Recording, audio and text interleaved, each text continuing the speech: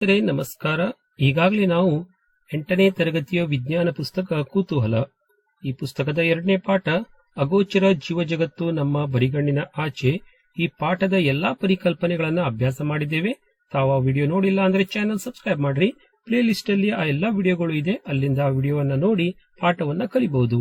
ಇನ್ನು ಈ ವಿಡಿಯೋದಲ್ಲಿ ನಾವು ಅಗೋಚರ ಜೀವಜಗತ್ತು 2ನೇ ಪಾಠದ ಪ್ರಶ್ನೆಗಳ ಉತ್ತರಗಳನ್ನ ಇಲ್ಲಿ ನಾವು ಚರ್ಚೆ ಮಾಡ್ತಾ ಇದ್ದೇವೆ. ಸೊ ಅಲ್ಲಿ ಬಂದಂತ ಪ್ರಶ್ನೆಗಳಿಗೆ ಯಾವ ರೀತಿ ತಾವು ಉತ್ತರ ಬರೀಬೇಕು ಅನ್ನೋದನ್ನ ಇಲ್ಲಿ ತೋರಿಸ್ಕೊಡ್ತೇನೆ.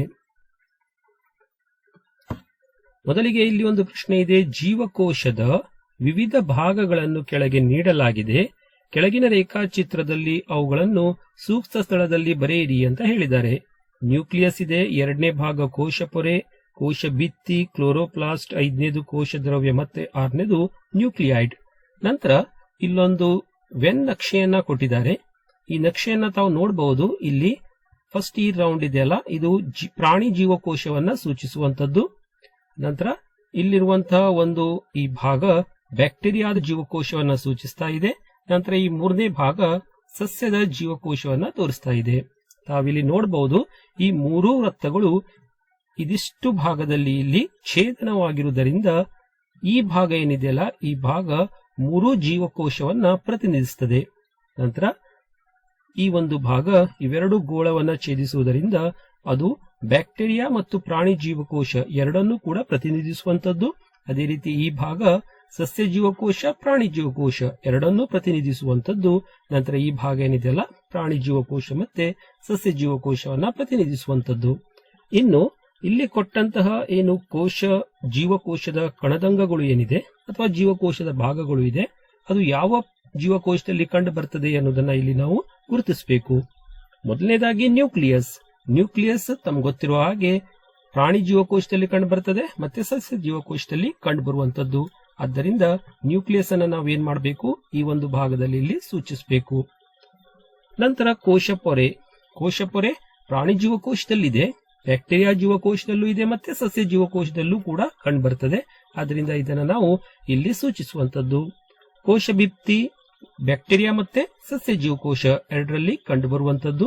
ಇಲ್ಲಿ ಇದನ್ನ ಸೂಚಿಸೋಣ. ಕ್ಲೋರೋಪ್ಲಾಸ್ಟ್ ಇದು ಸಸ್ಯ ಜೀವಕೋಶದಲ್ಲಿ ಮಾತ್ರ ಇರುವಂತದ್ದು. ನಂತರ ಕೋಶ ದ್ರವ್ಯ ಇದು ಎಲ್ಲಾ ಜೀವಕೋಶದಲ್ಲಿ ಕಂಡು ಬರುವುದರಿಂದ ಇಲ್ಲಿ ಮಧ್ಯದಲ್ಲಿ ಅದನ್ನ ಸೂಚಿಸಬೇಕು. ಕೊನೆಯದಾಗಿ ನ್ಯೂಕ್ಲಿಯೈಡ್ ಇದು ಬ್ಯಾಕ್ಟೀರಿಯಾದಲ್ಲಿ ಮಾತ್ರ ಕಂಡು ಬರುವಂತದ್ದು. ಈ ರೀತಿ ತಾವೇನ್ ಮಾಡಬೇಕು, ಆ ವೆನ್ ನಕ್ಷೆಯಲ್ಲಿ ಇವೆಲ್ಲ ನಂಬರ್ಸ್ ಗಳನ್ನ ಅಥವಾ ನೇರವಾಗಿ ಆ ಒಂದು ಭಾಗಗಳನ್ನ ಅಲ್ಲಿ ಬರೆಯುವಂತದ್ದು. ಆನಂದಿ 2 ಪ್ರನಾಳಗಳನ್ನ ತೆಗೆದುಕೊಂಡು ಅವುಗಳನ್ನು ಎ ಮತ್ತು ಬಿ ಎಂದು ಗುರುತಿಸಿದಳು. ಅವಳು ಪ್ರತಿ ಪ್ರನಾಳಕ್ಕೆ 2 ಚಮಚ ಸಕ್ಕರೆ ದ್ರಾವಣನ ಹಾಕಿದಳು. ಪ್ರನಾಳ ಬಿಗೆ ಅವಳು 1 ಚಮಚ ಈಸ್ಟ್ ಅನ್ನ ಸೇರಿಸಿದಳು. ನಂತರ ಅವಳು ಅರ್ಧದಷ್ಟು ಗಾಳಿ ತುಂಬಿದ 2 ಬಲೂನ್ಗಳನ್ನ ಪ್ರತಿ ಪ್ರನಾಳದ ಬಾಯಿಗೆ ಜೋಡಿಸಿದಳು. ಅವಳು ಈ ಪ್ರಾಯೋಗಿಕ ವ್ಯವಸ್ಥೆಯನ್ನು ಸೂರ್ಯನ ಬೆಳಕಿನಿಂದ ದೂರ ಇರುವ ಬೆಚ್ಚಗಿನ ಸ್ಥಳದಲ್ಲಿ ಇರಿಸಿದಳು ಅಂತ ಕೊಟ್ಟಿದ್ದಾರೆ. ಸೊ ಇಲ್ಲಿ 2 ಪ್ರನಾಳದಲ್ಲಿ ಸಕ್ಕರೆ ದ್ರಾವಣ ಇದೆ, ಆದರೆ ಬಿ ಪ್ರನಾಳದಲ್ಲಿ ಅಲ್ಲಿ ಏನಾಗ್ತಾ ಇದೆ, ಈಸ್ಟ್ ಅನ್ನ ಹಾಕಿರುವುದರಿಂದ ಈಸ್ಟ್ ಆ ಸಕ್ಕರೆಯನ್ನು ವಿಭಜಿಸಿ ಕಾರ್ಬನ್ ಡೈಆಕ್ಸೈಡ್ ಅನಿಲವನ್ನು ಉತ್ಪತ್ತಿ ಮಾಡುವುದರಿಂದ ಬಿ ಪ್ರನಾಳದ ಒಂದು ಬಲೂನ್ ಏನಾಗ್ತಾ ಇದೆ, ಇಲ್ಲಿ ಉಬ್ತಾ ಇದೆ. ಆದ್ದರಿಂದ 3ನೇ ಉತ್ತರದಲ್ಲಿ ತಾವು ನೋಡ್ತಾ ಇದ್ದೀರಿ, ಈಸ್ಟ್ ಪ್ರನಾಳ ಬಿ ಒಳಗೆ ಒಂದು ಅನಿಲ ಉತ್ಪಾದಿಸಿತು, ಅದು ಬಲೂನ್ ಅನ್ನ ಉಬ್ಬಿಸಿತು. ಇದು ಇಲ್ಲಿ ಸರಿಯಾದ ಉತ್ತರ. ನಂತರ ಇದೇ ಪ್ರಯೋಗವನ್ನು ಮುಂದುವರಿಸಿ ಅವಳು ಪ್ರನಾಳ ಬೀದ ಮೇಲೆ ಇರುವಂತಹ ಬಲೂನಿನಲ್ಲಿ ಸಂಗ್ರಹಿಸಿದ ಗಾಳಿಯನ್ನ ಸುಣ್ಣದ ನೀರಿನಲ್ಲಿ ಆ ಗಾಳಿಯನ್ನ ಹಾಯಿಸ್ತಾಳೆ. ನಂತರ ಇಲ್ಲಿ ಪ್ರಶ್ನೆ ಏನ್ ಕೇಳಿದಾಳೆ ಅಂದ್ರೆ, ಅವಳು ಏನನ್ನು ಕಂಡುಕೊಳ್ಳಲು ಬಯಸುತ್ತಾಳೆ ಎಂದು ನೀವು ಆಲೋಚಿಸುತ್ತೀರಿ ಅಂತ ಕೇಳಿದ್ದಾರೆ. ಸೊ ಯಾಕೆ ಆ ರೀತಿಯ ಗಾಳಿಯನ್ನ ಸುಣ್ಣದ ತಿಳಿ ನೀರಿನಲ್ಲಿ ಹಾಕಬೇಕು ಅಂತ ಇಲ್ಲಿ ಪ್ರಶ್ನೆ ಕೇಳಿದ್ದಾರೆ. ಸೊ ಇದಕ್ಕೆ ಉತ್ತರ, ರೂಪುಗೊಂಡ ಅನಿಲವು ಕಾರ್ಬನ್ ಡೈಆಕ್ಸೈಡ್ ಅಂದ್ರೆ CO2 ಆಗಿರುತ್ತದೆ. ಅದು ಕಾರ್ಬನ್ ಡೈಆಕ್ಸೈಡ್ ಆಗಿದೆ ಇಲ್ಲೋ ಅಂತ ಪರೀಕ್ಷಿಸಲು ಅವಳು ಆ ರೀತಿ ಮಾಡ್ತಾಳೆ. ಸುಣ್ಣದ ನೀರು ಹಾಲಿನಂತಿದ್ದರೆ ಅಂದ್ರೆ ಕಾರ್ಬನ್ ಡೈಆಕ್ಸೈಡ್ ಸುಣ್ಣದ ನೀರಿನಲ್ಲಿ ಹೋದಾಗ ಅದು ಹಾಲಿನ ತರ ಬೆಳ್ಳಗಾದರೆ, ಅನಿಲವು ಸುಣ್ಣದ ನೀರಿನೊಂದಿಗೆ ಪ್ರತಿಕ್ರಿಯಿಸಿ ಕ್ಯಾಲ್ಸಿಯಂ ಕಾರ್ಬೋನೇಟ್ ಅನ್ನು ಉತ್ಪಾದಿಸುವುದರಿಂದ ಕಾರ್ಬನ್ ಡೈಆಕ್ಸೈಡ್ ಇರುವುದನ್ನು ಅದು ಖಚಿತಪಡಿಸ್ತಾ ಇದೆ. ಸೊ ಈ ರೀತಿ ಸುಣ್ಣದ ತಿಳಿ ನೀರಿನಲ್ಲಿ ಕಾರ್ಬನ್ ಡೈಆಕ್ಸೈಡ್ ಹೋಗಿ ಅದು ಕ್ಯಾಲ್ಸಿಯಂ ಕಾರ್ಬೋನೇಟ್ ಆಗುವುದರ ಮೂಲಕ ಸುಣ್ಣದ ತಿಳಿ ನೀರು ಬೆಳ್ಳಗಾಗತ್ತೆ. ಅದನ್ನ ತಿಳಿದುಕೊಳ್ಳಲಿಕ್ಕೆ ಅಥವಾ ಅಲ್ಲಿರುವಂತಹ ಗಾಳಿ ಕಾರ್ಬನ್ ಡೈಆಕ್ಸೈಡ್ ಅನ್ನ ಪರೀಕ್ಷೆ ಮಾಡಲಿಕ್ಕೆ ಈ ರೀತಿ ಅವಳು ಮಾಡಿದಾಳೆ. ಮೂರನೇ ಪ್ರಶ್ನೆ, ಒಬ್ಬ ರೈತನು ತನ್ನ ಹೊಲದಲ್ಲಿ ಗೋಧಿ ಬೆಳೆಯನ್ನು ಬೆಳೆಸುತ್ತಿದ್ದಾನೆ.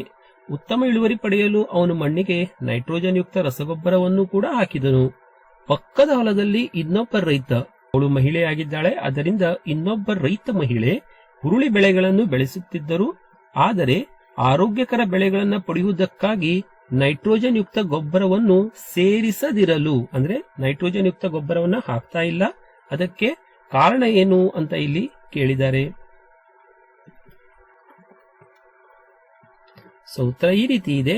ಹುರುಳಿ ದ್ವಿದಳ ಸಸ್ಯಗಳಾಗಿದ್ದು ಅವುಗಳ ಬೇರುಗಂಟುಗಳಲ್ಲಿ ಕಂಡುಬರುವಂತಹ ರೈಜೋಬಿಯಂ ಬ್ಯಾಕ್ಟೀರಿಯಾ ಇದು ಏನ್ ಮಾಡ್ತದಂದ್ರೆ ಸಹಜೀವನದ ಪಾಲುದಾರಿಕೆಯನ್ನ ಬೆಳೆಸಿಕೊಳ್ಳುತ್ತದೆ ಮತ್ತು ಈ ಬ್ಯಾಕ್ಟೀರಿಯಾಗಳು ವಾತಾವರಣದ ಸಾರಜನಕವನ್ನು ಮಣ್ಣಿನಲ್ಲಿ ಬಳಸಬಹುದಾದ ರೂಪವಾಗಿ ಪರಿವರ್ತಿಸುತ್ತದೆ.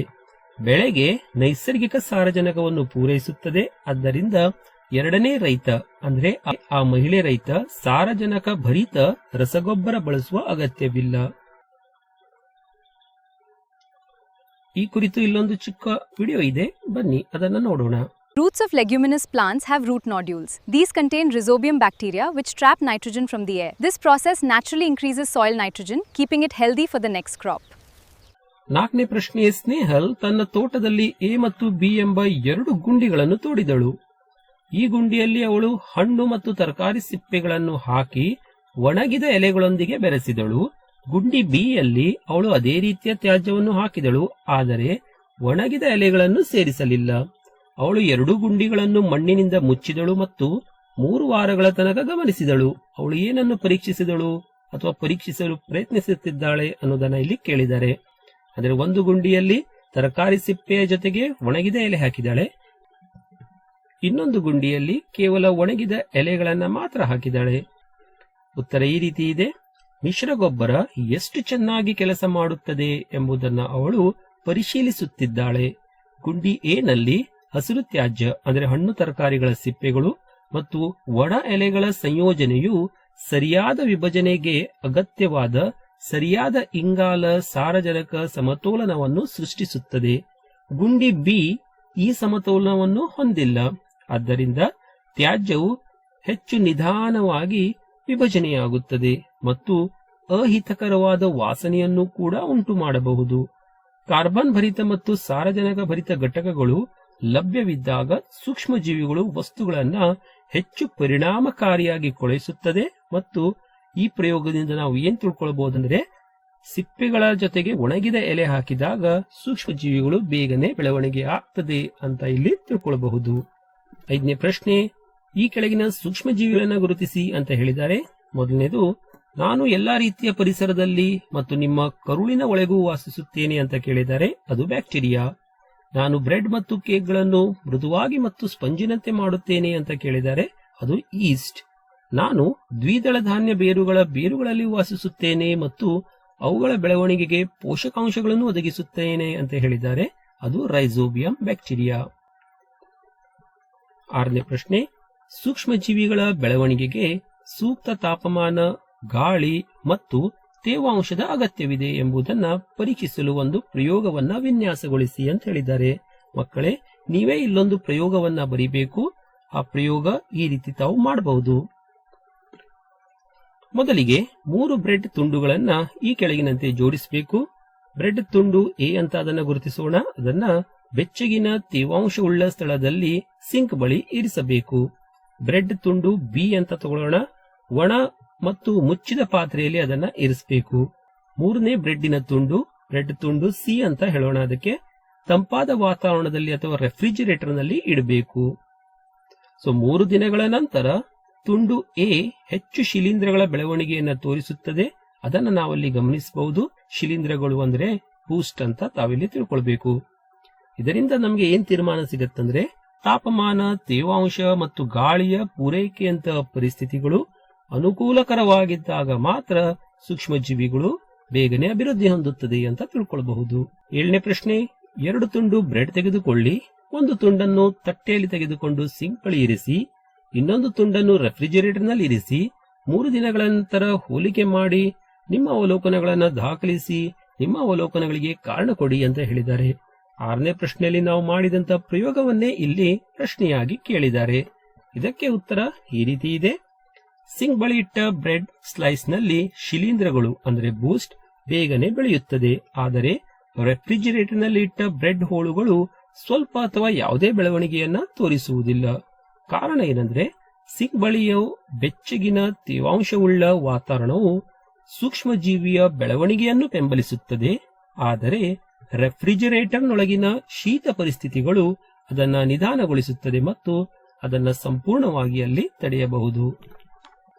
8ನೇ ಪ್ರಶ್ನೆ, ಮೊಸರನ್ನು ಬಳಸದೆ 1 ದಿನದವರೆಗೆ ಹೊರಗಿಟ್ಟಾಗ ಅದು ಹೆಚ್ಚು ಹುಳಿಯಾಗುತ್ತದೆ ಎಂದು ಒಬ್ಬ ವಿದ್ಯಾರ್ಥಿ ಗಮನಿಸುತ್ತಾನೆ. ಅವಲೋಕನಕ್ಕೆ 2 ಸಂಭಾವ್ಯ ವಿವರಣೆಗಳನ್ನು ಕೊಡಿ ಅಂತ ಹೇಳಿದ್ದಾರೆ. ವಿವರಣೆ ಈ ರೀತಿ ಇದೆ.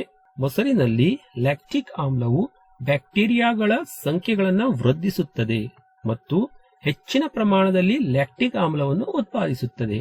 ಇದು ಮೊಸರಿಗೆ ಹೆಚ್ಚು ಹುಳಿಯ ರುಚಿಯನ್ನ ನೀಡುತ್ತದೆ. ಹೆಚ್ಚಿನ ತಾಪಮಾನವು ಬ್ಯಾಕ್ಟೀರಿಯಾದ ಚಟುವಟಿಕೆಗಳನ್ನು ವೇಗಗೊಳಿಸುತ್ತದೆ. ಇದು ವೇಗವಾಗಿ ಆಮ್ಲದ ಉತ್ಪಾದನೆಗೆ ಕಾರಣವಾಗ್ತದೆ, ಜೊತೆಗೆ ಅಲ್ಲಿ ಹುಳಿಯ ರುಚಿಗೂ ಕೂಡ ಕಾರಣವಾಗುವಂಥದ್ದು. 9ನೇ ಪ್ರಶ್ನೆ, ಕೊನೆಯ ಪ್ರಶ್ನೆ. ಇಲ್ಲೊಂದು ಚಿತ್ರವನ್ನ ಕೊಟ್ಟಿದ್ದಾರೆ. ಚಿತ್ರದಲ್ಲಿ ತಾವು ಗಮನಿಸಬಹುದು. ಎ ಕೊನಿಕಲ್ ಫ್ಲಾಸ್ಕ್ ನಲ್ಲಿ ಬೆಚ್ಚಗಿನ ಸಕ್ಕರೆ ದ್ರಾವಣ ಮತ್ತು ಈಸ್ಟ್ ಇದೆ. ನಂತರ ಅದಕ್ಕೊಂದು ಇಲ್ಲಿ ಬೆಂಟ್ ಟ್ಯೂಬ್ ಇದೆ, ಅಥವಾ ಇದನ್ನ ನಾವು ನಿರ್ಗಮ ನಳಿಕೆ ಅಂತ ಹೇಳ್ತೇವೆ. ಇದನ್ನ ಒಂದು ಟೆಸ್ಟ್ ಟ್ಯೂಬ್ಗೆ ಜೋಡಿಸಿದ್ದಾರೆ. ಟೆಸ್ಟ್ ಟ್ಯೂಬ್ ಅಲ್ಲಿ ಸುಣ್ಣದ ನೀರನ್ನ ತಗೊಂಡಿದ್ದಾರೆ. ಚಿತ್ರ 2.15ರಲ್ಲಿ ಕೊಟ್ಟಿರುವ ಪ್ರಾಯೋಗಿಕ ವ್ಯವಸ್ಥೆಯನ್ನು ಗಮನಿಸಿ ಮತ್ತು ಈ ಕೆಳಗಿನ ಪ್ರಶ್ನೆಗಳಿಗೆ ಉತ್ತರಿಸಿ ಅಂತ ಹೇಳಿದ್ದಾರೆ. ಫ್ಲಾಸ್ಕ್ ಎ ನಲ್ಲಿರುವಂತಹ ಸಕ್ಕರೆ ದ್ರಾವಣಕ್ಕೆ ಏನಾಗುತ್ತದೆ ಅಂತ ಕೇಳಿದ್ದಾರೆ. 4 ಗಂಟೆಗಳ ನಂತರ ಪ್ರನಾಳ ಬಿ ನಲ್ಲಿ ನೀವು ಏನನ್ನು ಗಮನಿಸುತ್ತೀರಿ, ಇದು ಏಕೆ ಉಂಟಾಯಿತು ಎಂದು ನೀವು ಭಾವಿಸುತ್ತೀರಿ ಅಂತ ಕೇಳಿದ್ದಾರೆ. ಫ್ಲಾಸ್ಕ್ ಎ ನಲ್ಲಿ ಈಸ್ಟ್ ಅನ್ನು ಸೇರಿಸದಿದ್ದರೆ ಏನಾಗಬಹುದು ಅಂತ ಕೂಡ ಕೇಳಿದ್ದಾರೆ. ಉತ್ತರ ಈ ರೀತಿ ಬರೀಬೇಕಾಗ್ತದೆ. 1ನೇ ಪ್ರಶ್ನೆಗೆ ಉತ್ತರ, ಬೆಚ್ಚಗಿನ ದ್ರಾವಣದಲ್ಲಿ ಈಸ್ಟ್ ಸಕ್ಕರೆಯನ್ನು ಒಡೆಯುತ್ತದೆ ಅಥವಾ ವಿಭಜಿಸುತ್ತದೆ. ಸ್ವಲ್ಪ ಪ್ರಮಾಣದ ಆಲ್ಕೋಹಾಲ್ ಜೊತೆಗೆ ಇಂಗಾಲದ ಡೈಆಕ್ಸೈಡ್ ಅನಿಲ ಅಲ್ಲಿ ಉತ್ಪಾದನೆ ಆಗ್ತದೆ. 2ನೇ ಪ್ರಶ್ನೆಗೆ ಉತ್ತರ, ಫ್ಲಾಸ್ಕ್ ಎ ನಲ್ಲಿ ಬಿಡುಗಡೆಯಾದ CO2 ಅಂದರೆ ಕಾರ್ಬನ್ ಡೈಆಕ್ಸೈಡ್ ವಿತರಣಾ ಕೊಳವೆಯ ಮೂಲಕ ಫ್ಲಾಸ್ಕ್ ಬಿ ಗೆ ಹಾದು ಹೋಗುತ್ತದೆ ಮತ್ತು ಸುಣ್ಣದ ನೀರಿನೊಂದಿಗೆ ಪ್ರತಿಕ್ರಿಯಿಸುತ್ತದೆ. ಅವಾಗ ಸುಣ್ಣದ ನೀರು ಬೆಳ್ಳಗೆ ಬಣ್ಣಕ್ಕೆ ತಿರುಗುವಂತದ್ದು. ಕಾರಣ ಏನಂದ್ರೆ ಅಲ್ಲಿ ಕ್ಯಾಲ್ಸಿಯಂ ಕಾರ್ಬೋನೇಟ್ ಉಂಟಾಗ್ತದೆ. ಇಂಗಾಲದ ಡೈಆಕ್ಸೈಡ್ ಅನ್ನ ಇದು ಖಚಿತಪಡಿಸಲಿಕ್ಕೆ ಮಾಡುವಂತ ಒಂದು ಚಟುವಟಿಕೆ. 3ನೇ ಪ್ರಶ್ನೆ, ಫ್ಲಾಸ್ಕ್ ಎ ನಲ್ಲಿ ಈಸ್ಟ್ ಅನ್ನು ಸೇರಿಸದಿದ್ದರೆ ಏನಾಗಬಹುದು ಅಂತ ಕೇಳಿದರೆ, ಈಸ್ಟ್ ಇಲ್ಲ ಅಂದ್ರೆ ಅಲ್ಲಿ ಹುದುಗುವಿಕೆ ನಡೆಯುವುದಿಲ್ಲ. ಆದ್ದರಿಂದ ಇಂಗಾಲದ ಡೈಆಕ್ಸೈಡ್ ರೂಪುಗೊಳ್ಳುವುದಿಲ್ಲ. ಪರಿಣಾಮವಾಗಿ ಪರೀಕ್ಷಾ ಕೊಳವೆ ಬಿ ಯಲ್ಲಿರುವ ಸುಣ್ಣದ ನೀರು ಸ್ಪಷ್ಟವಾಗಿರುತ್ತದೆ, ಅದು ಬೆಳ್ಳಗಾಗುವುದಿಲ್ಲ. ಸ್ನೇಹಿತರೆ, ಇದಿಷ್ಟು ಈ ಒಂದು ಪಾಠದ ಪ್ರಶ್ನೆಗಳಿಗೆ ಉತ್ತರವನ್ನ, ಅದರ ವಿವರಣೆಯನ್ನ ತಮ್ಮ ಮುಂದೆ ಇಟ್ಟಿದ್ದೇನೆ. ಇದೇ ರೀತಿ ಎಲ್ಲ ಪಾಠದ ಪ್ರಶ್ನೋತ್ತರಗಳನ್ನ ತಿಳ್ಕೊಳ್ಬೇಕಂದ್ರೆ ಚಾನೆಲ್ ಸಬ್ಸ್ಕ್ರೈಬ್ ಮಾಡ್ರಿ. ಈ ವಿಡಿಯೋ ಇಷ್ಟ ಆದರೆ ಲೈಕ್ ಮಾಡ್ರಿ, ಸ್ನೇಹಿತರೊಂದಿಗೆ ಹಂಚಿಕೊಳ್ಳಿ ಅಂತ ಹೇಳ್ತಾ ಧನ್ಯವಾದಗಳು.